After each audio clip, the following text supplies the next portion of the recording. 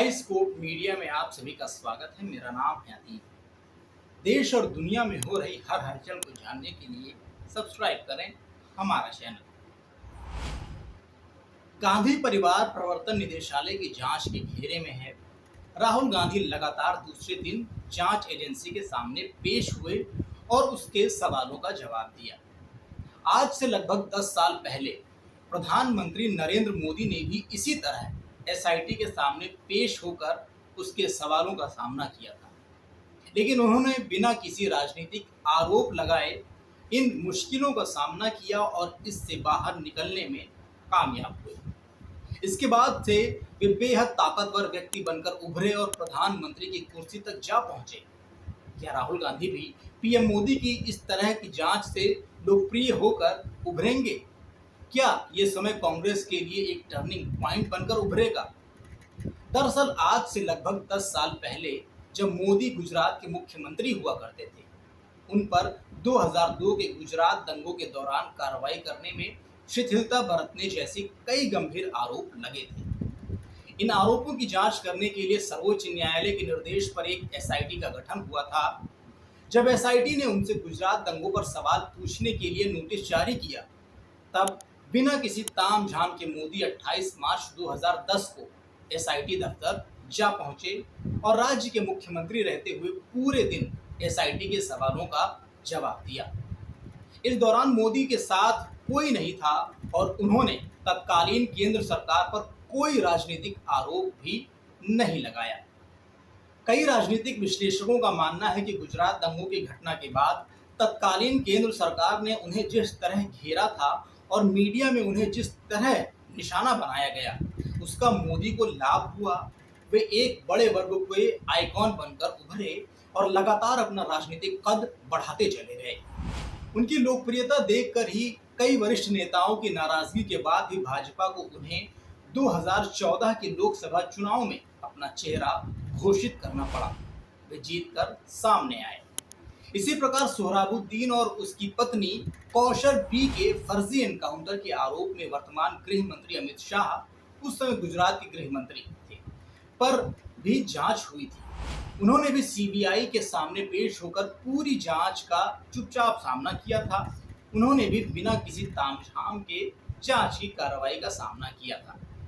अर्थव्यवस्था की स्थिति भी खराब। आज मोदी लगभग उन्हीं आर्थिक परिस्थितियों का सामना कर रही है जैसा कि मनमोहन सरकार अपने कार्यकाल में के अंतिम समय में कर रही थी।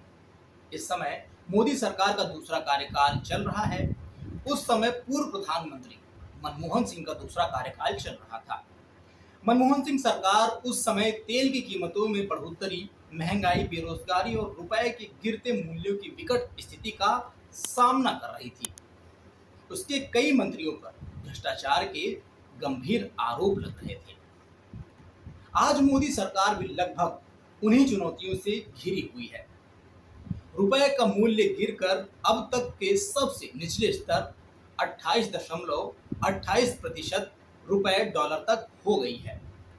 खुदरा महंगाई अप्रैल के 7.8% के मुकाबले कुछ कम होकर मई में 7.0% पर आ गई है। पेट्रोल के दाम कम करने के बाद भी कई शहरों में 100 रुपए प्रति लीटर से ज्यादा चल रहे हैं। अर्थव्यवस्था के जानकार इससे विकास के से प्रभावित होने की आशंका जताने लगे हैं। कई जांच एजेंसियों ने देश की विकास दर का अनुमान घटा दिया है। राजनीतिक विश्लेषकों का कहना है कि जिस प्रकार 2012 से 14 में विपक्ष के नेता के रूप में नरेंद्र मोदी ने मनमोहन सिंह सरकार पर जोरदार हमला बोला और उनका राजनीतिक लाभ उठाया, उसी प्रकार आज राहुल गांधी की स्थिति मजबूत है।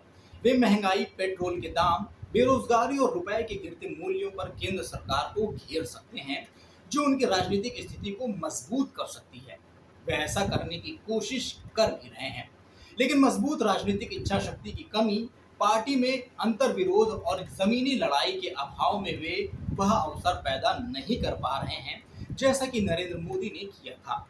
नेशनल हेराल्ड के मामले में नेगेटिव स्थिति में होने के बाद भी कांग्रेस ने जिस तरह आक्रमण किया है, उससे उसे इसका राजनीतिक लाभ मिलता दिख रहा है, लेकिन इसे एक राजनीतिक परिणाम में तब्दील करने के लिए कांग्रेस और राहुल गांधी दोनों को कड़ी मेहनत करनी होगी। कांग्रेस को समझना होगा कि अब उसके पास खोने के लिए कुछ भी नहीं है, जबकि मजबूत लड़ाई लड़े तो आने वाले चुनाव में स्थिति बहुत मजबूत हो सकती है। कई पैमानों पर मनमोहन सिंह सरकार के कार्यकाल के अंतिम दौर की आज की स्थितियों से तुलना की जा सकती है, लेकिन कई मायनों में आज की परिस्थिति उस समय के हालात से बिल्कुल अलग है। राहुल गांधी का व्यक्तित्व लोकप्रियता के मामले में काफी ऊपर होने के बाद भी उस समय के नरेंद्र मोदी से मुकाबला नहीं कर सकती है। उन्होंने कहा कि जब नरेंद्र मोदी को पूछताछ के लिए बुलाया गया तब उन्होंने किसी तरह का आरोप प्रत्यारोप नहीं लगाया। उन्होंने कहा कि उन्हें देश की न्यायपालिका और जांच एजेंसी पर पूरा भरोसा है। वे बिना किसी तामझाम की जांच एजेंसी के कार्यालय पहुंचे और बेहद शालीनता से लगातार 11 से 12 घंटे तक सवालों का जवाब दिया। इससे उनकी लोकप्रियता बढ़ी और वे मजबूत नेता बनकर उभरे। जबकि आज राहुल गांधी कांग्रेस नेताओं की बड़ी टीम के साथ प्रदर्शन करके जांच एजेंसी पर दबाव बनाने का काम कर रहे हैं। एक तरह से ये जांच एजेंसी को प्रभावित करने की कोशिश है। इसका उन्हें नुकसान उठाना पड़ सकता है। कांग्रेस का सबसे बड़ा नुकसान ये हुआ कि जब राजस्थान के चिंतन शिविर के बाद राहुल गांधी को पार्टी का अध्यक्ष बनाने की कोशिश की जा रही थी, उसी बीच ईडी की जांच का मामला सामने आ गया। यदि इन परिस्थितियों में उन्हें पार्टी का अध्यक्ष बनाया जाता है तो कांग्रेस को इसका लाभ होने की जगह नुकसान हो सकता है। इस परिस्थिति में G23 के नेता पार्टी पर अपना दबाव बढ़ा सकते हैं, जो पार्टी में नया अध्यक्ष लाने के लिए लगातार आवाज उठा रहे हैं। वर्तमान सरकार की कमजोरियों का फायदा किसी दल को तभी मिल सकता है जब वह जूझने के लिए तैयार हो। कांग्रेस ने अपने नेता को बचाने के लिए जिस तरह का संघर्ष किया है, इसका एक नकारात्मक संदेश भी गया है कि वह अपने भ्रष्टाचार को ढकना चाहती है। लेकिन यदि इसी तरह का संघर्ष वह जनता के मुद्दों के लिए करे तो स्थितियां उसके पक्ष में मजबूत हो सकती हैं। तो दोस्तों, आज की इस वीडियो में फिलहाल बस इतना ही। अगली वीडियो में आपसे फिर होगी मुलाकात, लेकिन तब तक आप देखते रहिए आईस्कोप मीडिया और मुझे दीजिए इजाजत। नमस्कार।